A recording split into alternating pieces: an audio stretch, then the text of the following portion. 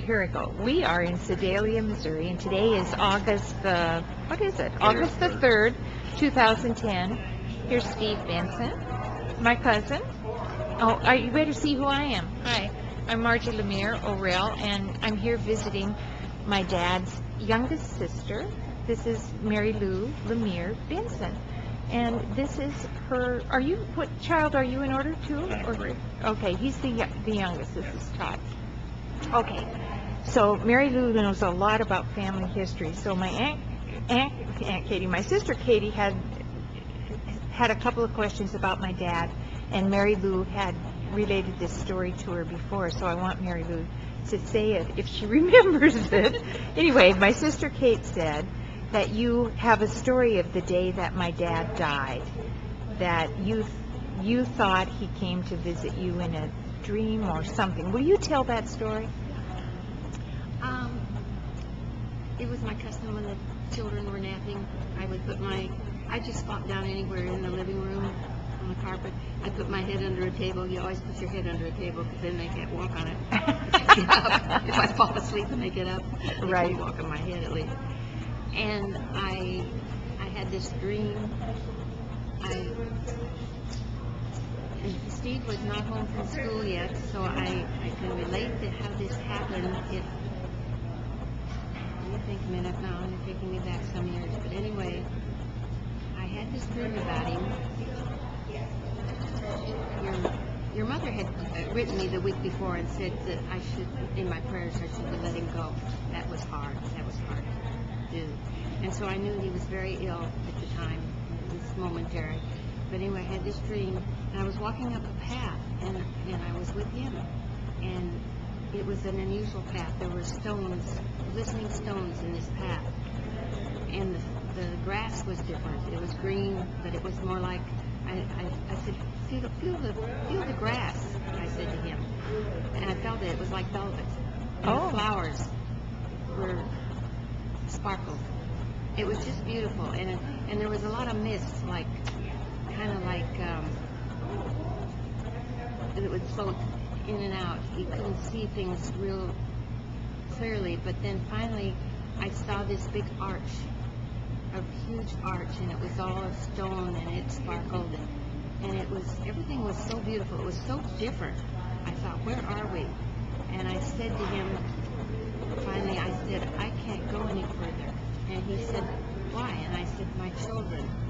And he said, okay. Okay. And we parted, and he kept going on. And I would turn around and go back, and as I looked back to see him, there was this mist coming between us, and it got less and less until I looked and I couldn't see him. Isn't that an interesting story? And I called his name. I got panicky, and I said, you. And Steve was coming home from school, and he heard that. And he said, it's me, Mom. I'm home. And I called it 3 times. And he said, it's me, Mom. I'm just coming home. And that woke me up. I came to. And I said, why did you yell at me? And he said, well, you kept saying, is it you? And after a while, I put it together with this dream. I was saying you, because I remember calling his name. Yeah. And then a few hours later, your mother called and said he had died. And he died just about the time I was having this dream, because the TV was on and I knew what program it was. Yeah. Well, that's a good story. So I had a dream very much like that a few years after he died, and so I think those death dreams are pretty interesting. Well, Kate also had another question, because she said, oh, good, Margie, you're going to go visit Aunt Mary Lou. Ask her about childhood stories about Dad organizing track meets when he was a kid. Maybe Lois told that story. Maybe. I don't know anything about that because I wasn't born. Okay. Okay. I missed a lot during I said, Mother, I said, where am I in the picture? She said, you weren't here yet. Over and over, I wasn't there yet. Well, you were one of those, I have one of those late children, too. I did start first grade in the same school that they all started, and I got to go down the fire escape the same one they went down. So you do share memories. Yes, I do.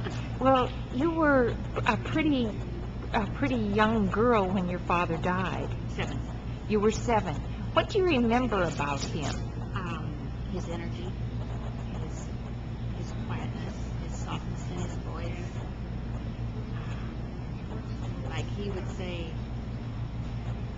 baby in French, baby. Baby, get your hat. Get your coat. And I would go get my hat and coat. I know we're doing bye-bye. Uh-huh. That's the way he said it. He didn't say get your chapeau. It was get your chapeau. Softly. Oh. And I remember him at the store with his sleeves rolled up, and he wore those bands that men wore in those days, you know, to pull their sleeves up. And he'd be scurrying about. He had a lot of energy. Someone told me once, they said, oh yeah, they were trying to tell me about my dad. They said, if you look down the street and you saw the tail of a coat and the brim of a hat, that was Joe Lemire going around the corner. How nice. He was very dapper. Very dapper, but always in a hurry. Oh, always in a hurry. Dad was too. Dad would always walk really fast. And see, he'd go over in the morning to the post. He was a postman. He would get the mail sorted in the boxes, and then close up the post office. If he wanted something, he had to get there then. And he was always off to meetings. If somebody wanted a carpet laid, he could do it after supper. He'd take I've got his tack hammer. And he'd tack the carpet down. Oh, yeah. That's fun that you have that memory of something that he Going touched. to church with him. He sat in the front pew. Uncle Ross ushered. And I remember outside of church, they always talked. My mother would say, what's going on? What went on after church? I said, I don't know. They talk French today. and she said, oh, or else they talk Indian. He knew the Indian language. What were they called when you were little? What was that tribe called? Because I think they're the Salish Kootenai or something now.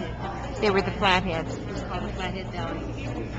Yeah. Uncle Ross talked Indian. So a lot of times they talked Indian, they talked French. And finally Mother said, I'd knock on the table and I'd say, just talk English now. I don't know what you're talking about. Because Uncle Ross lived in the back of the store with them. When they first went to Ronan and opened the store, they had an apartment in the back. So when they had supper, they would be talking French or Indian, and they said, I don't know what you're talking about. I don't know who was in the store today. I don't know what's going on. Yeah. English. And Uncle Ross got married later than your mom and dad, and he met Mary Schultz. She was quite a woman too. Oh, yes. Mary Shaw was that's why it's like such a good movie. I know who would play the part. I know who would play the part. Really?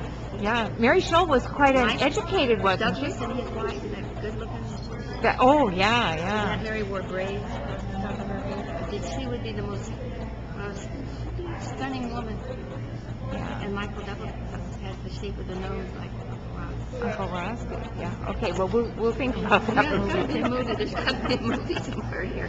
Okay. I'm going to stop this. But he'd have to learn to talk French, and he'd have to learn to hold his arm if it was a stroke, and he'd have to drag a leg. How old was Uncle Ross when he was 40 and he had a 41. stroke? They got married when he was 40, and he had a stroke when he was 41. Wow. Something like that. Young man. But he lived to be 77, I think.